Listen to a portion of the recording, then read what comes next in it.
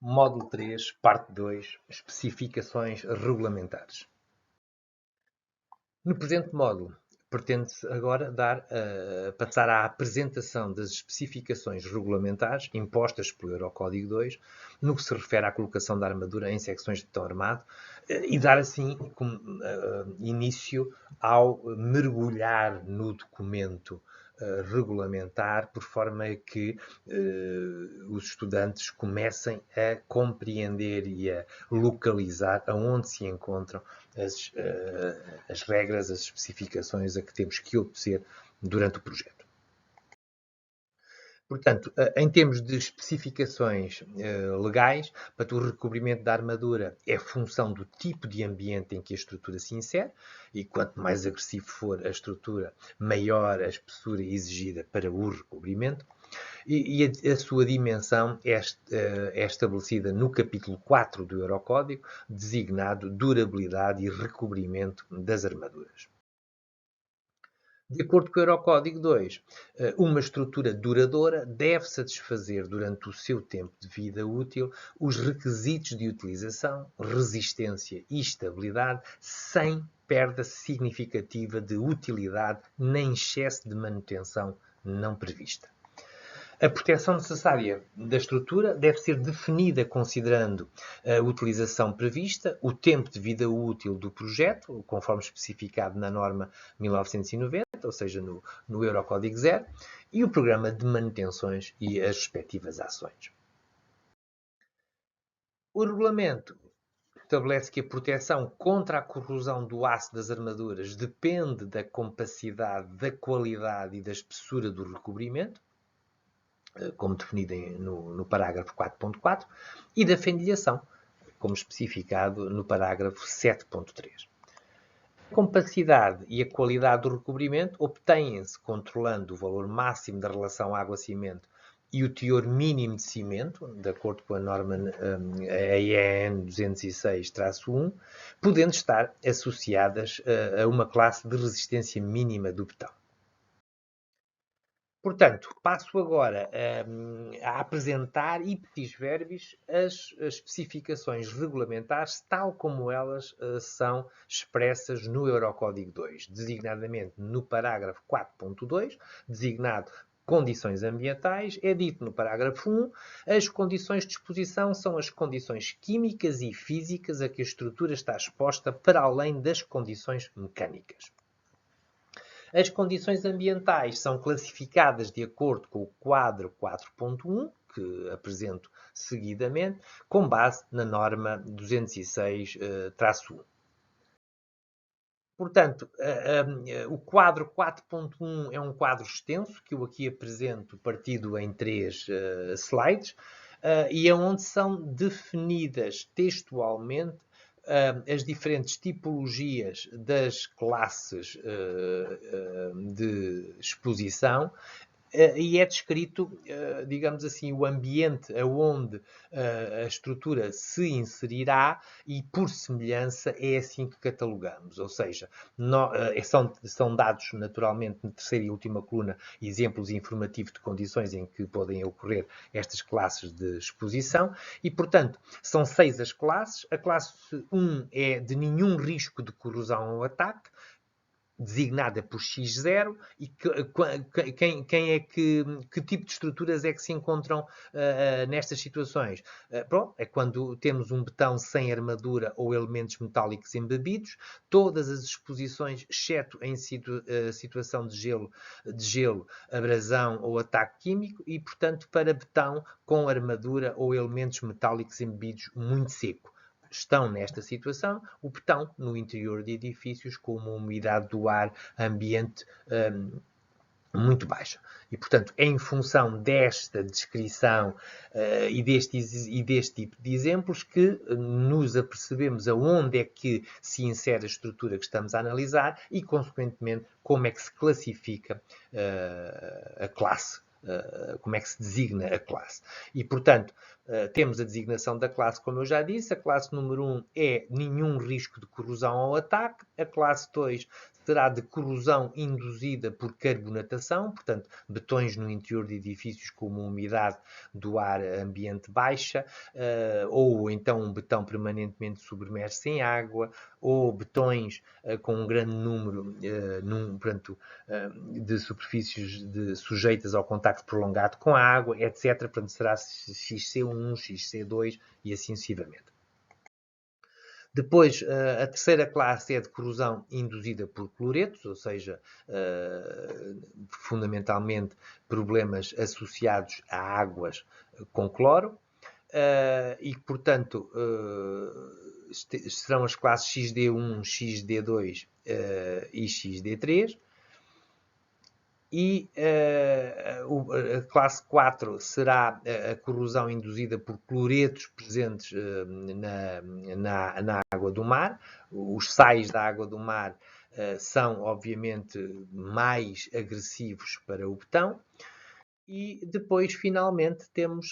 a classe 5 do ataque gelo de gelo, situações, portanto, de estruturas em ambientes em que possa haver esta situação de gelo, e finalmente ataques químicos de terrenos naturais e de águas no terreno, etc.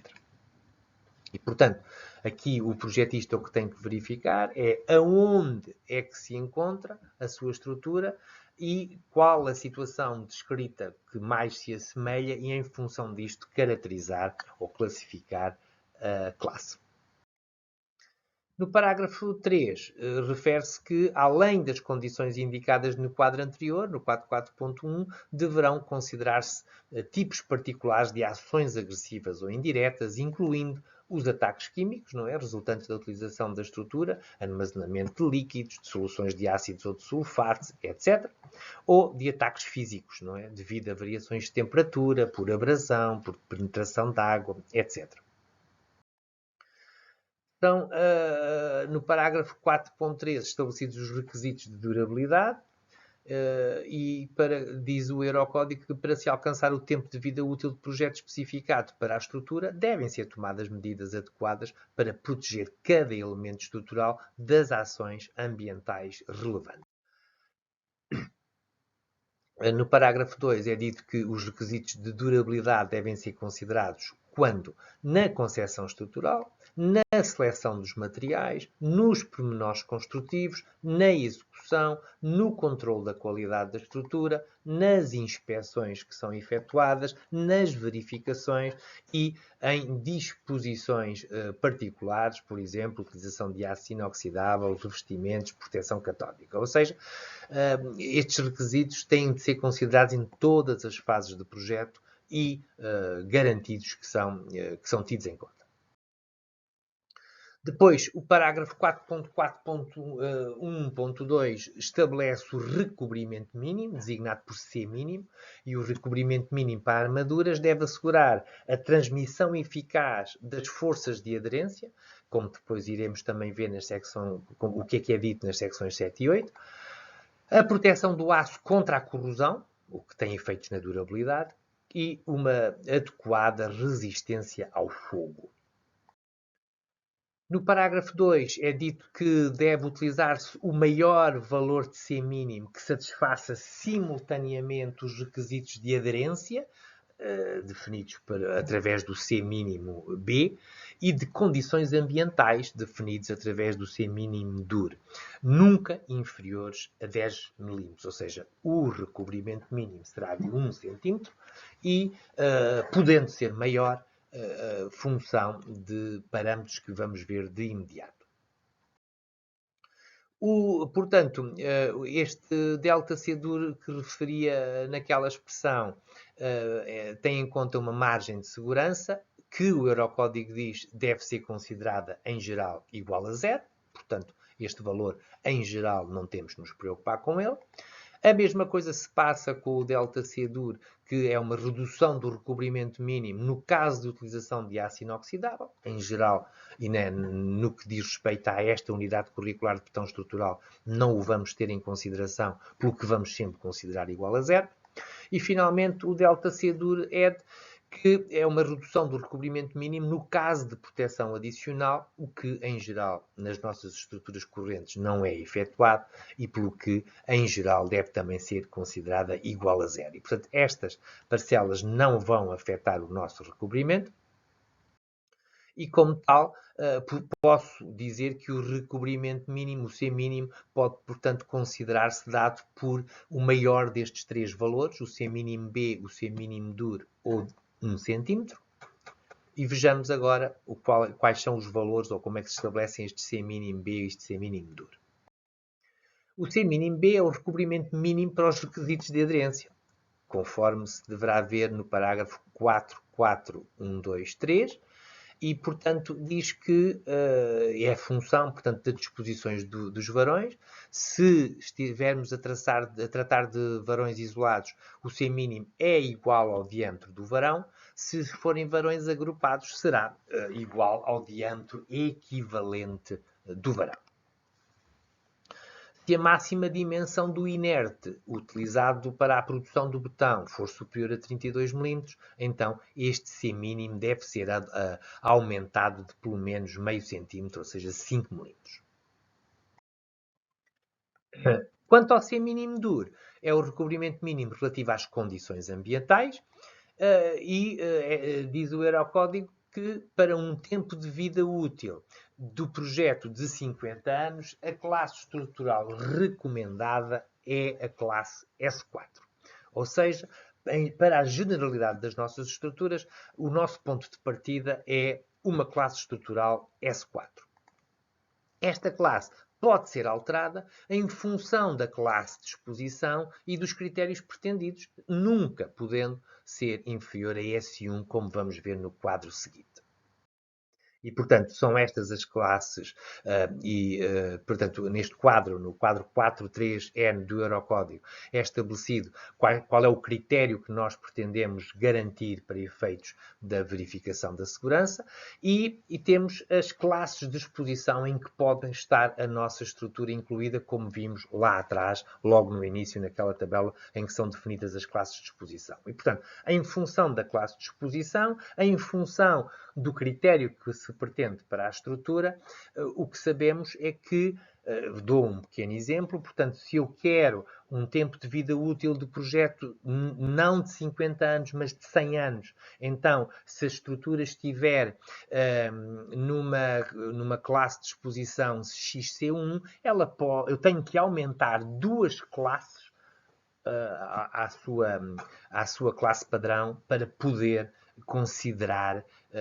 digamos assim, ou estabelecer o C mínimo na tabela que irei mostrar de seguida, que é esta. E, portanto, o valor mínimo do C mínimo DUR é estabelecido por esta tabela e, portanto, para uma estrutura que esteja, por exemplo, numa classe de exposição XC2 e usual, e, portanto, para aquela situação normal que eu disse há pouco de 50 anos, é a classe S4, e, portanto, é a classe recomendada, e, portanto, olhando para a tabela, o que eu concluo é que eu deveria adotar um recobrimento de 2,5 cm, mas se eu pretender que a minha estrutura passe tenha uma longevidade não de 50 anos, mas de 100 anos, eu devo aumentar duas classes e então, naturalmente, tenho que passá-la para uma classe S6, o que significa que eu tenho que adotar um recobrimento não de 2,5 cm para uma classe de exposição XC2, mas sim de 3,5 cm. É, portanto, assim que se utiliza esta tabela. E, portanto, conhecido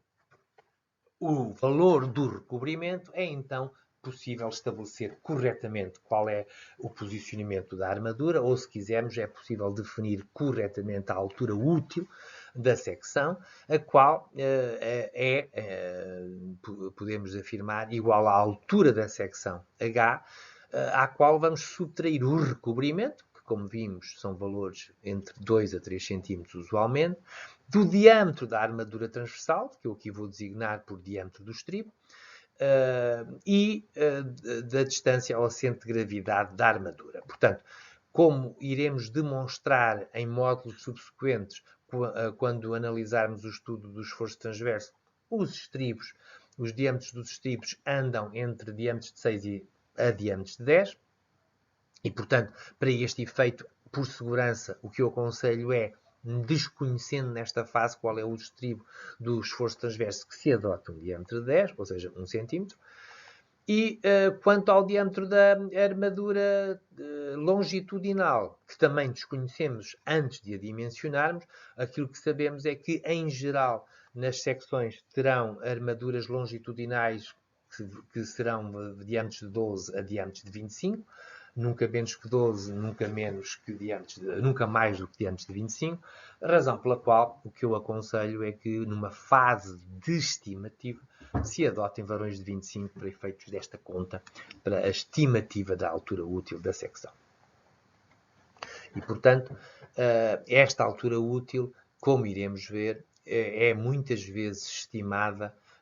aproximadamente, e eu insisto, portanto, este é um valor aproximado que temos que sempre verificar se faz sentido para a secção que estamos a analisar, mas que, em geral, é utilizado como sendo 0,9,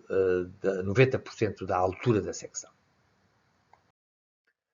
Conhecido o esforço aplicado a uma secção de betão armado e as dimensões da secção, então, o objetivo do dimensionamento à flexão simples consiste em determinar a quantidade de armadura necessária a colocar na secção e o seu posicionamento e, naturalmente, garantir que o tipo de ruptura da estrutura será dúctil, ou seja, que a armadura entra em cedência e com uma extensão maior que a do betão, antes, obviamente, da ocorrência da ruptura. Faço notar que no projeto de uma estrutura, a forma e dimensões da secção são também elas variáveis nos problemas, ou seja, ninguém fornece ao projetista qual é a largura e qual é a altura e qual é a forma da secção. Serão dados ou serão definições que o projetista tem que adotar, mas que nesta unidade curricular serão, em princípio, sempre fornecidos no enunciado dos problemas. Como se pretende minimizar a quantidade de armadura das secções? Porque, obviamente, quanto maior for a quantidade de aço, mais dispendiosa fica a estrutura e, portanto, por razões económicas, o posicionamento deve ser o mais afastado possível das compressões, ou seja, a altura útil deve ser a maior possível, maximizando assim o braço do binário e, consequentemente, diminuindo, porque o momento é uma força vezes um braço. Se aumentarmos o braço, diminuímos para o mesmo momento, diminuímos a força, e se diminuímos a força, diminuímos a quantidade de armadura necessária. Portanto, a geometria da secção, o esforço aplicado e o posicionamento da armadura irão estabelecer o diagrama de ruptura da secção, o qual ocorrerá ou pelo betão ou pelo aço. Já sabemos, só é um estado limite último de flexão se um dos materiais estiver na ruptura, ou seja, se o betão estiver a romper por 3,5 por 1000 ou se o aço estiver a romper por 10 por 1000. Portanto, a ruptura da secção pode ocorrer pelo betão, e se ocorre pelo betão com uma pequena extensão na armadura, então esta é uma ruptura que se caracteriza por ser sem aviso prévio, designada ruptura frágil, e que não pode, por isso, aceitar-se que ocorra, e, portanto, sempre que nesta fase de dimensionamento nos depararmos com uma situação destas, temos que parar e dizer isto não é aceitável, teremos que alterar alguma coisa por forma a que tal não aconteça, ou pela armadura, ou com ela muito solicitada. Portanto, uma ruptura caracterizada que depende ou está associada a uma ruptura com a armadura com grande extensão, vai ser designada por uma ruptura dúctil e, consequentemente, a estrutura irá apresentar grandes deformações dos elementos, permitindo que, previamente à ruptura, quem a utilize se aperceba que algo não está bem e, por isso mesmo, chamamos a isto rupturas dúcteis, rupturas com aviso prévio e que permitem, em geral, salvar pessoas e bens das estruturas. E, portanto, faço salientar que as rupturas que ocorram pelo betão, mas com as armaduras com uma extensão superior à extensão limite do betão, ou seja, com mais do que 3,5 de extensão, são ainda consideradas como rupturas dúcteis. O que não pode acontecer é o aço ter uma menor extensão que o betão na ruptura. Dada a necessidade que a ruptura seja dúctil, e tendo, portanto, presentes as hipóteses de cálculo definidas no módulo anterior, então as extensões máximas de menos 3,5 no betão e de 10 por 1000 no aço, na ruptura, conduzem a que um dos materiais tem obrigatoriamente de apresentar a extensão máxima. A extensão do aço deve ser a maior possível e, de preferência, será 10 por 1000 ou, não sendo, tem de ser sempre maior que a do betão. A ruptura pelo betão com uma extensão igual a 3,5 só é aceitável se a armadura apresentar extensões superiores em valor absoluto, como é natural. Portanto, vamos então aqui analisar 2 ou 3 situações e classificá-las. Imaginemos nós que temos uma situação como esta, em que temos uma extensão na armadura com 10 por 1000 e no betão com menos 2 por 1000. Já sabemos, esta é uma situação de ruptura. Um dos materiais, neste caso o aço, está na sua extensão máxima, 10 por 1000,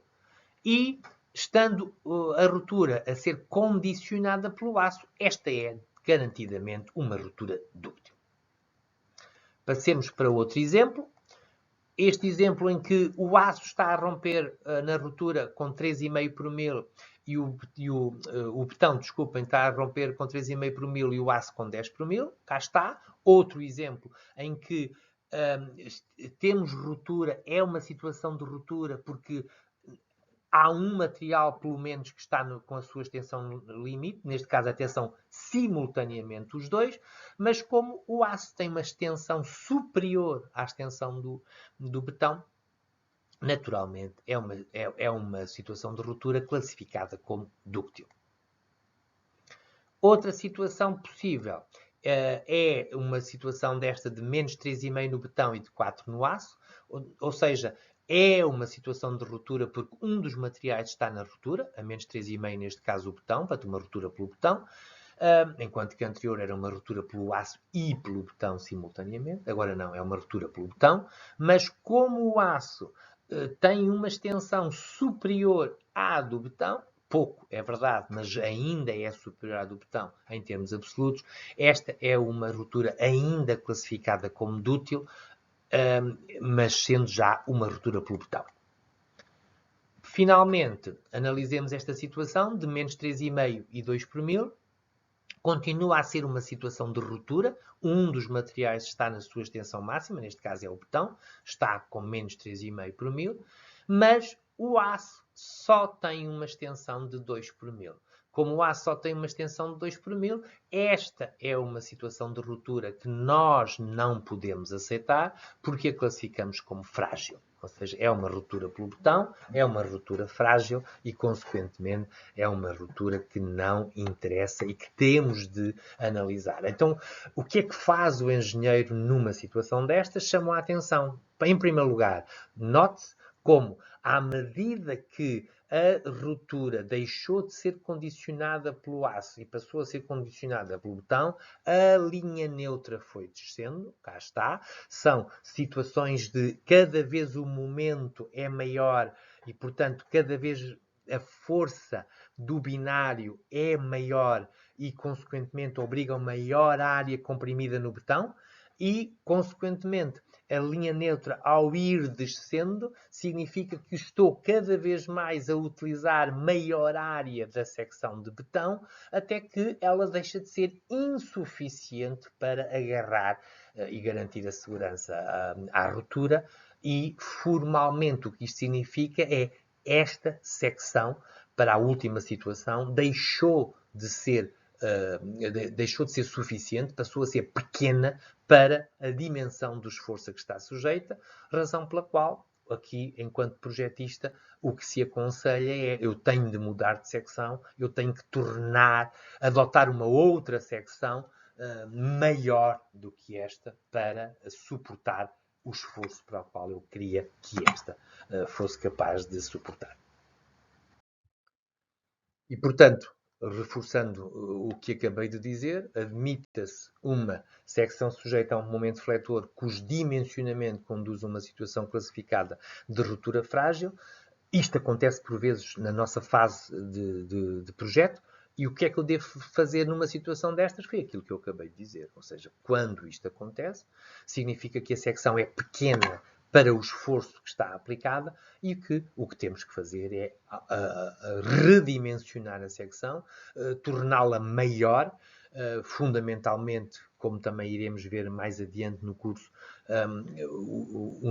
uma das soluções, e para não dizer a melhor solução, será aumentar o braço, porque quando eu aumento o braço, o momento é uma força vezes um braço, eu diminuo a força e, consequentemente, diminuo a necessidade de aço e diminuo a área comprimida e, consequentemente, faço subir a linha neutra e encaminho-me para situações de rupturas dúcteis.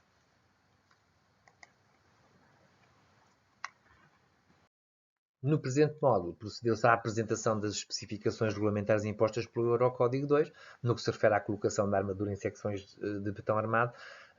dando realce, em particular, à importância da especificação do recobrimento, que nos vai permitir, no fim de contas, definir corretamente a altura útil e proceder ao dimensionamento das secções.